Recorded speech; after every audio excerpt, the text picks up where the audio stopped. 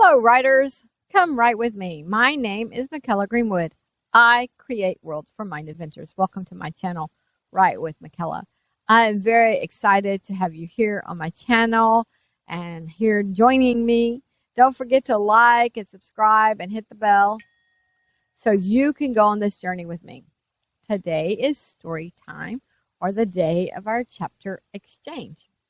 If you're writing with me and you wish to exchange chapters, then send your chapter with written permission to writewithmichaela@gmail.com.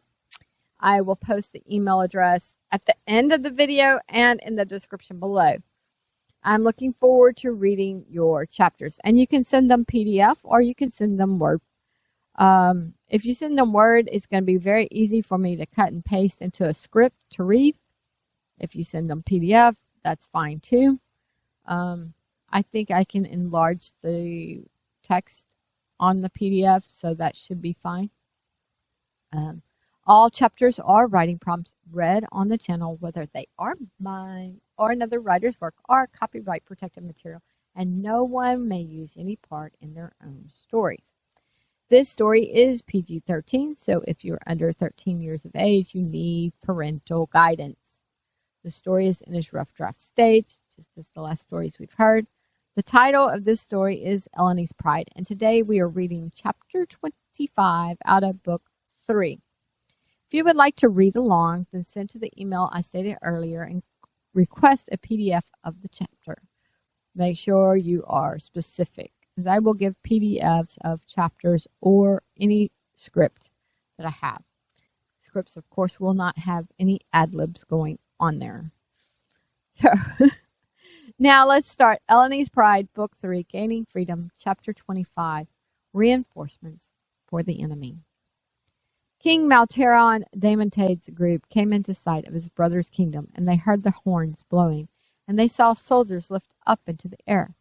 But several soldiers recognized the armor of the soldiers, and so they blew different horns to announce the brothers' troops' arrival. After they landed and situated the dragons, King Malteron Damontade went to meet his brother. His brother decided they would meet in the dining hall instead of the royal chamber. They had a leisurely late lunch, and they each caught the other up on how things were going. Then King Malteron Damontade told his brother the plan he had so far of combing the land north to south to find all their enemies.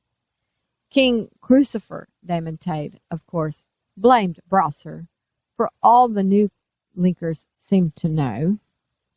After they finished eating, Crucifer showed his brother around the kingdom so he could see for himself the piles of dirt and rock and the singed armor.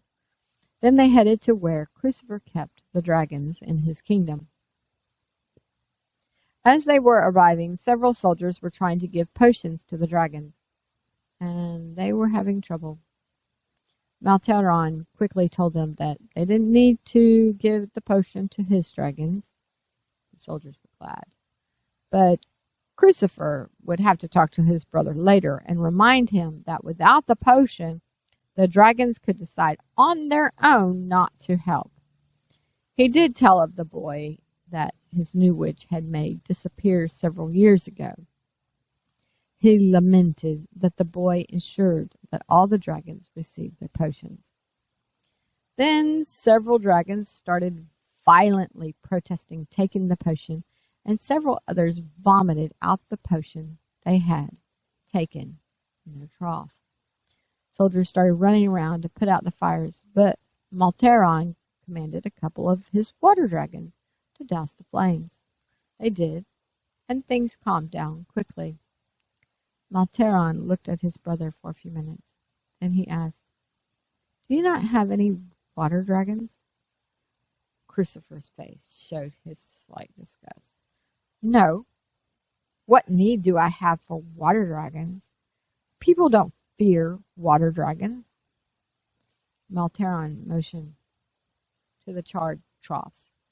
"But you should have at least one for such things as putting out a simple fire." Their father had talked about balance, and Malteron hadn't really understood but now he pondered things.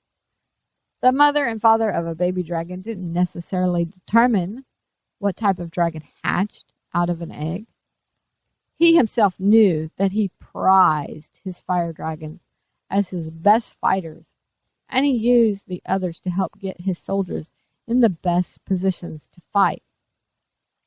It had always been that way. There had always been a balance in the elements of the dragons. Malteron shook his head to himself. They continued. After Crucifer showed Malteron the dragons and the troops, they headed inside to look at some maps. As they were walking across the open yard from the dragon caverns to the castle, a few dragons flew out the entrance to their area, and they knocked both kings down. The kings turned back and saw 5 more coming out behind the one, and then another 5.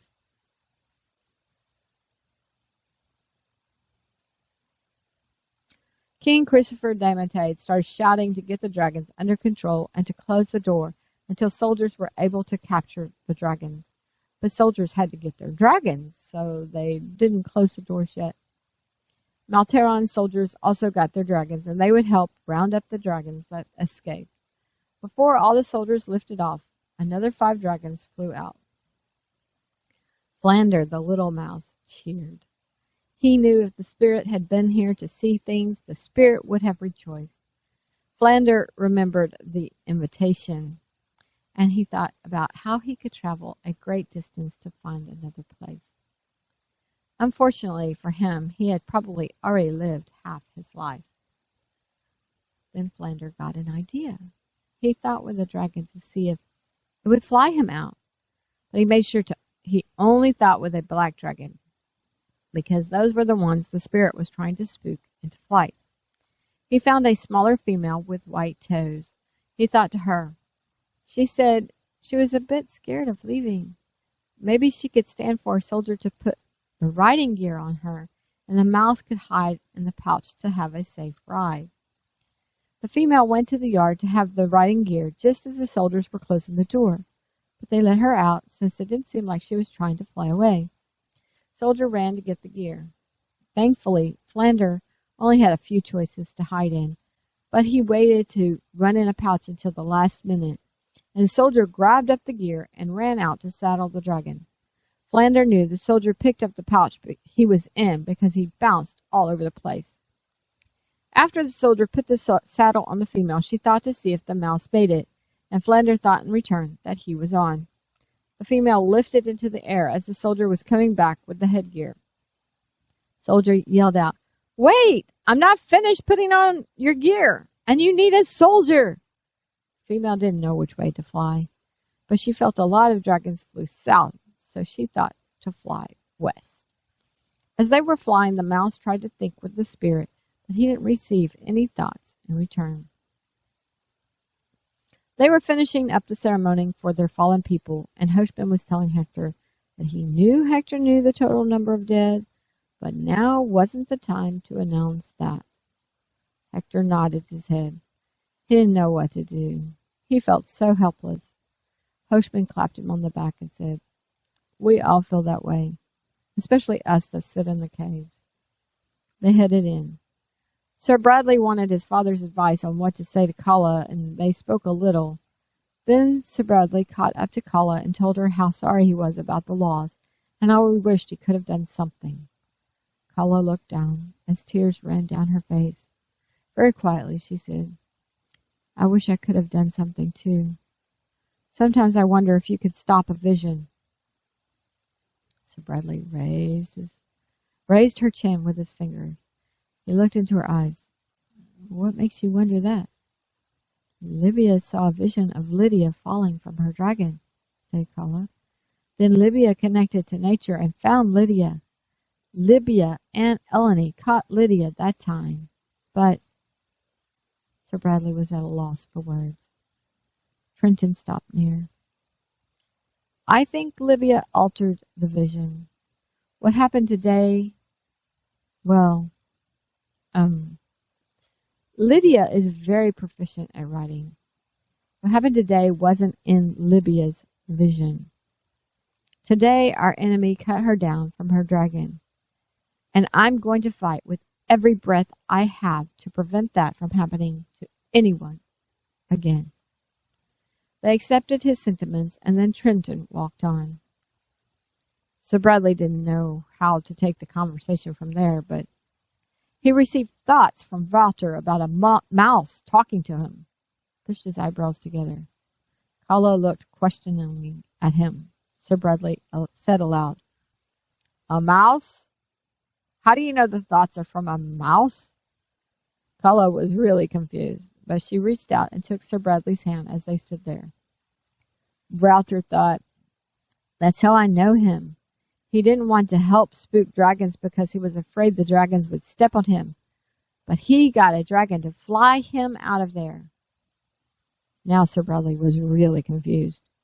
He asked Carlo, "Can mice ride dragons?" "Rosalie rides all the time with Libya. And before that was," she pushed her mouth to the side, "was Sarah girl. And before that was Keachin." Sir Bradley said, "Walter is thinking with me." He waited for the ceremony to be over, but he said a mouse rode a dragon. "By itself?" asked Carlo.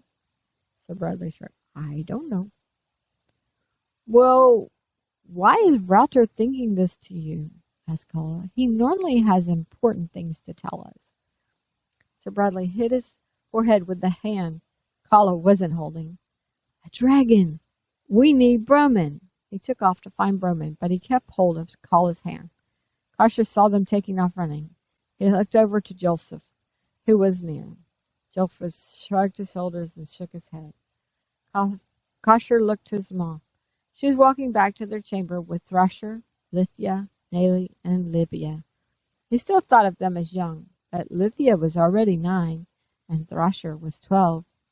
Kosher really wanted to know where Sir Bradley was taking his sister, so he started to follow. Joseph grabbed his sleeve. "Trust is important." Kosher paused. "This isn't about trust. I want to know what's going on. I don't think there's going to be anything going on between them." Joseph released his sleeve and headed down the tunnel. Kosher ran to catch up, and he heard the last bit of what Sir Bradley was saying to Broman. Before Broman answered, King Fate-Right entered the area as well. "They are looking for us. We can't just go try to rescue dragons." Sir Bradley turned around. "We're going for a mouse." "A mouse?" questioned King Fate-Right. "A mouse is not in danger. A mouse cannot help us." "This mouse already helped us," stated Bradley. "Remember Walter wanting to spook dragons? Well, this mouse helped him." Sir Bradley looked up to the ceiling and tapped his head. He said aloud, "Walter, what did you have the mouse do?" Walter thought to the group about getting the mouse to spread out the strips of cloth. King Fate-Right shook his head. "No, I can't allow you to go. We are at war. The enemy is searching for us." Sir Bradley started to argue, but then the ceremonies they had just done over the last several days ran through his mind. He looked down. "You're right. I just try not to think about the losses." Carla slid her hand up to his arm. Soflin walked in. She asked everyone to retell the story, and then she asked if Sir Bradley could use the haze charm and if he knew where the dragon was. Walter didn't know where the dragon was. King Fate-Right looked at his wife, Soflin. "Doesn't the haze charm bring you to where you need to be?" "From what people say, it seems to," replied Soflin. King Fate-Right looked at Sir Bradley. "This is a mouse rescue, not a dragon rescue, because I've not heard that the dragon wants to come here. Leave the dragon to..." He looked at Broman. "What did you say the dragon's real name was? The dragon that keeps helping us and is leading a group of dragons? What is his name?" "Kilgore," replied Broman. "Leave the dragon to Kilgore," said King Fate-Right. "You can think that to her. Tell her to seek out Kilgore's pride." Then more to himself he said, "I've done a lot of crazy things that my father didn't approve of, but rescuing a mouse certainly wasn't one of them." They were deciding on who should go, and when Caesar started to say he was going, Hector's hand landed on his shoulder from behind. I think your mother needs you to stay. Caesar had jumped. A man's hand hadn't landed on his shoulder since his pa had died. He looked back, saw Hector.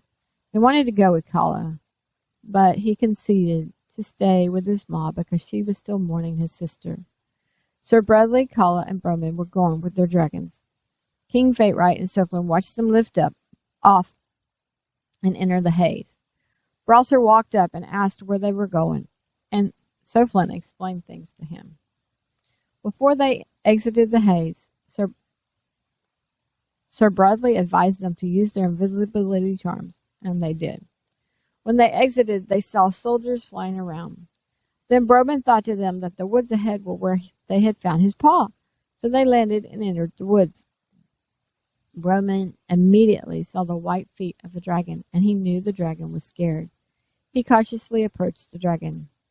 Kala whispered to Sir Bradley that invisibility wasn't enough. She recognized the armor of the soldiers from the south, and they were good at tracking. Sir Bradley thought to Broman to turn the dragon invisible and get her to fly south some more, and then they would help the mouse out of the pouch and leave her. Broman thought he wasn't leaving the dragon, but Sir Bradley reminded him that they didn't want the dragon to feel forced. So Broman agreed. The dragon was very scared, but once she bent her neck down and saw that she couldn't see herself, she agreed to the plan. Broman mounted Hagar, and the 4 dragons lifted up out of the trees. Then they saw soldiers land. Kala hung back, and she saw the soldiers pick up their tracks, heading in the woods. Thankfully, they wouldn't know which direction they had flown to the woods or away from the woods. They landed once they saw the next set of trees, and there didn't seem to be as many soldiers around this area. Broman dropped the invisibility, and he approached the dragon. Why do you have gear on? He asked her, and then he thought the question to her. She thought about the soldiers not letting her out unless she was getting gear. Broman found the mouse and put it in his collar like he saw Libya do all the time. He thought with the dragon if she wanted the gear, and she didn't, so he took it off. Then he was thinking his goodbye to her. The dragon didn't want to be left alone, especially with all the soldiers still flying around. So Broman thought to her to think to Kilgore and join his pride until she regained her memory. Excuse me. The dragon didn't know. So Broman thought to Kilgore, and he thought he would try to find her after the soldiers stopped flying around so much. Broman thought to the dragon that he would cast an invisibility charm on her for 6 hours, and he confirmed with Sir Bradley the number for 6. Then he thought to the dragon to fly away if the soldiers were nearing her. Sir Bradley thought in that it would be best for the dragon to think with Kilgore now, and if she didn't remember her name, then to just name her for now. Broman didn't know what name to pick. He looked at Kala and then turned to the dragon. I'm naming you Kali for now. When you remember your name, you can think it to me. Now think to Kilgore. Things seemed fine. Broman cast his charm, and then the 3 dragons lifted up and entered the haze. At the last minute, Kali lifted up to fly with them, but she didn't enter the haze. She did see soldiers flying around. She flew farther west to the ocean. There would be no trees to protect her from sight of the soldiers, but for now she was invisible. When they came out of the haze and landed in the mountains, several boys came to take care of the dragons, and Broman headed straight to Libya. Kala and Sir Bradley didn't know where he was going, but Sir Bradley wanted to walk Kala to her place in the mountains. Once they were inside the chamber, Broman got Flander out of his collar, and he held him out. Look, Libya, I have Flander. He helped Wouter spook dragons into flight. I wanted you to meet him. Libya smiled. She went over and stroked the little mouse in Broman's hands. Then Broman burst out. I'm so sorry about Lydia. I should not have gotten distracted when I was training Frocas. Maybe if I had done a better job. No, said Sylvie sternly. You are not to blame. Blaming you would be like blaming my husband, Jarson, for having his own head chopped off. Yes, he protested, but he was trying to protect me and our children. He cannot be blamed.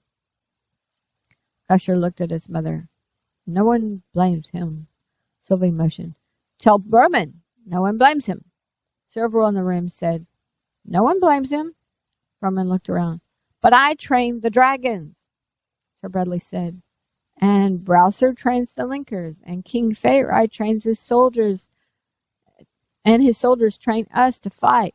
Look, Berman, before we fought, we sat with our backs to a fire and just watched the soldiers kill us. There was nothing we could do to save ourselves or our loved ones. He motioned to Lithia. Her sister caught her dress and pulled her back. Lydia saved Lithia's life. He stopped because he didn't know where to go from there. Kala motioned to Kosher. My brother blamed himself for our father's death because he didn't get us to leave sooner. But he can't be blamed. Kosher looked up startled. Those were your thoughts in the cave, said Kala. You may not have spoken them, but I read them just fine. And I should have told you sooner not to blame yourself. Kosher smiled slightly. Thanks. Sylvie pointed to herself. And I agree with her. You can't blame yourself. Kosher looked at Berman. I think we have a lot of people in this room telling us not to blame ourselves for the people that have died. He couldn't bring himself to say Lydia's name in the sentence that she had died. Berman nodded once. I just feel so badly. We all feel badly, stated Sylvie. But if you did your best, then that's all you can do. Berman offered the mouse to Libya. Here, he might like to meet Rosalie. Libya reached up in her collar and brought Rosalie down. She hasn't been feeling well lately. A friend might be just what she needs. Libya took Flander from Berman, and then she walked over to Rosalie's bed of scrunched-up rags. She set the two mice down. Sylvie wasn't sure that was the best idea, but she didn't say anything. When the mice had babies, she would tell them to release the mice in the woods. The sun was going down when the soldiers were returning to Dromston Kingdom, but as they opened the doors to put the dragons to bed, several dragons flew out. Soldiers got their dragons inside quickly and closed the doors again. At this point, even the soldiers were realizing that they were losing a lot of dragons, and no one wanted to tell either king, especially since they hadn't been able to round up any dragons. They had seen some dragons, but the dragons seemed to disappear. Kilgore's group had thought to other dragons, and Kilgore gave the words that Berman had given him. Now that the soldiers were no longer looking for them, he needed to gather the dragons. His group kept getting bigger and bigger. A couple of dragons in his group felt like they belonged in Elloni's pride. But once they thought with Elloni, she thought to them that they could stay with Kilgore for now, because he was on the same side, and her group had hidden. Elloni further thought to them that they would come to her when someone who could do the haze charm helped bring the dragons home, because they didn't want the enemies to follow. She ended with the thoughts that the Linkers were young. Several in Kilgore's group flew out. They flew different directions, and they would try to find various dragons. Kilgore himself was going to find the dragon named Collie, because something felt familiar to him in the way that she thought.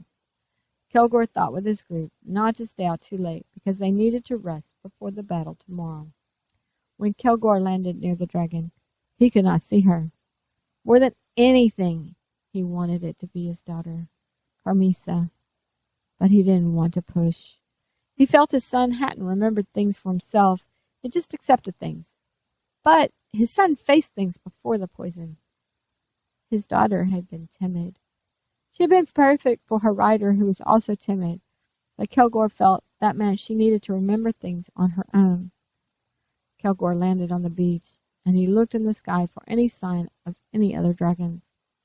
When he didn't see anything, he dropped his charm. He thought, I feel like you are close. You told me that Berman named you Collie. I'm Kilgore. Follow me to my prize so we can rest. We are fighting our enemy again tomorrow. He received, But what if the other dragons see you and follow you? He thought, I'm a dragon, and I will fight for all I'm worth. My enemies poisoned me, and I lost many years of my life in the darkness, and I didn't defend your mother's honor. Collie thought in, Father? How do I not know my own father? Kilgore calmed himself. He thought, I did not know for sure that you are my daughter. I just feel like you are. There are familiar feelings in the way you think. I will sing to you my own daughter's name, but if it doesn't feel right to you, then you tell me. He paused, and then he thought his daughter's name to the dragon. Kilgore could feel movement. He wasn't sure, and he wished he could see her, but Broman had cast the spell for 6 hours. Carmisa threw her head up. She thought, I remember things.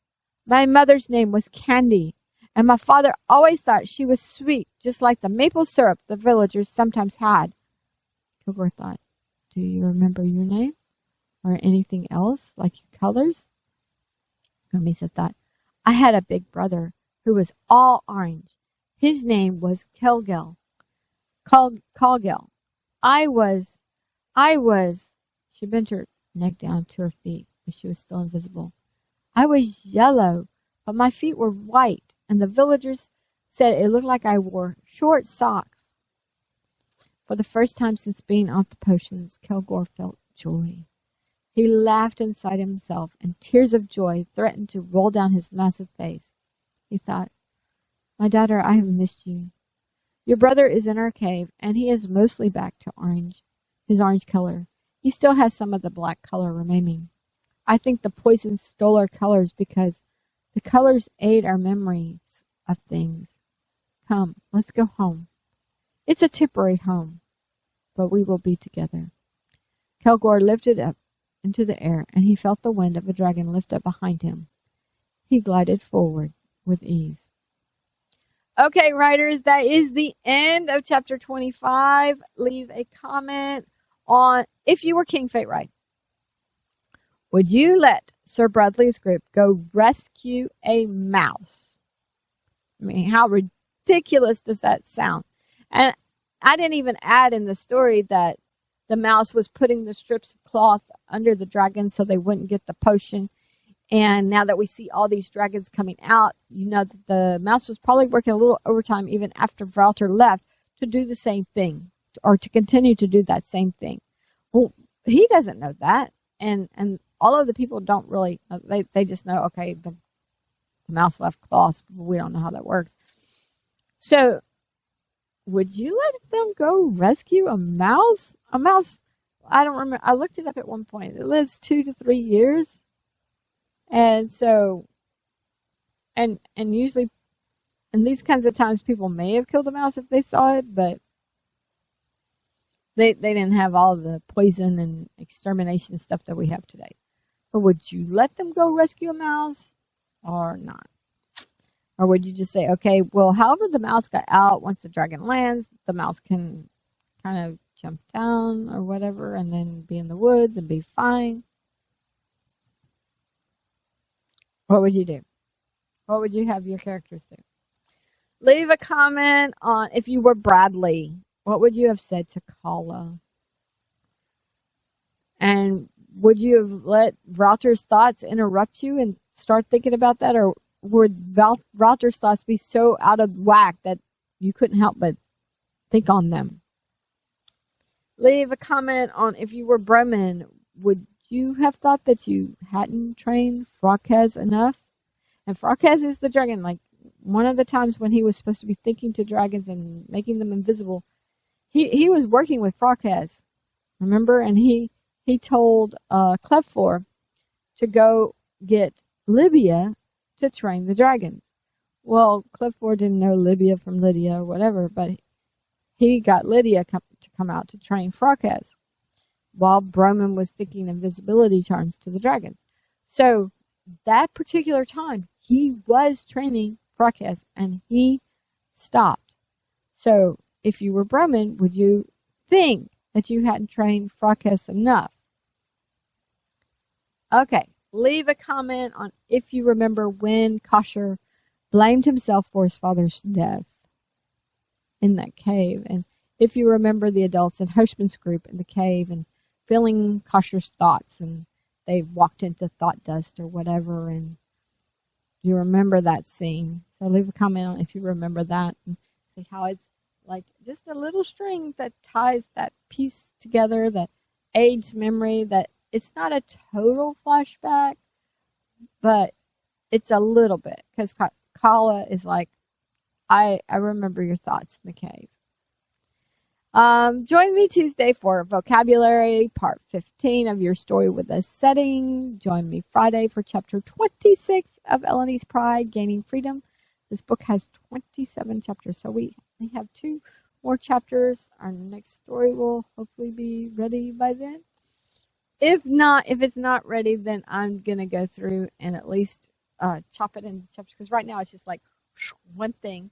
And there might be a few chapters at the beginning, like maybe 6 chapters or something, and it just keeps going. So I have over, I think I have over 65,000, maybe 69,000 words on that right now, but not totally finished.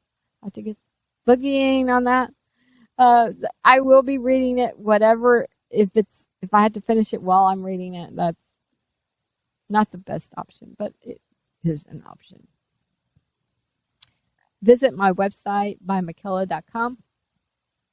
Read some character bios. If you read some, leave a comment on which ones you have read. Or if you have a character bio for one of the characters in my book, send it to me. I would love to read it, and then maybe I will edit it and then put it on the website with your permission, of course. All your comments on this channel will help us start conversations and build our community. Keep all comments respectful. Remember that someone else's perspective can help you with your writing. So we don't, if we are just looking at the world like this, our stories aren't going to be broad, and they're not going to encompass things, and they're not going to seem lifelike. Everybody doesn't agree with me. Everybody doesn't agree with you. Everybody doesn't see things exactly the same way I see things, So, keep the comments respectful. Don't forget to like and subscribe and hit the bell so we can continue to write together, and other people will have a higher chance of finding this video and this channel, since your likes will push the video out to a greater audience. Thank you for joining me today. I really appreciate your participation. If you know someone who would like this video, please share it with them. This is McKella with Write with McKella. Bye for now.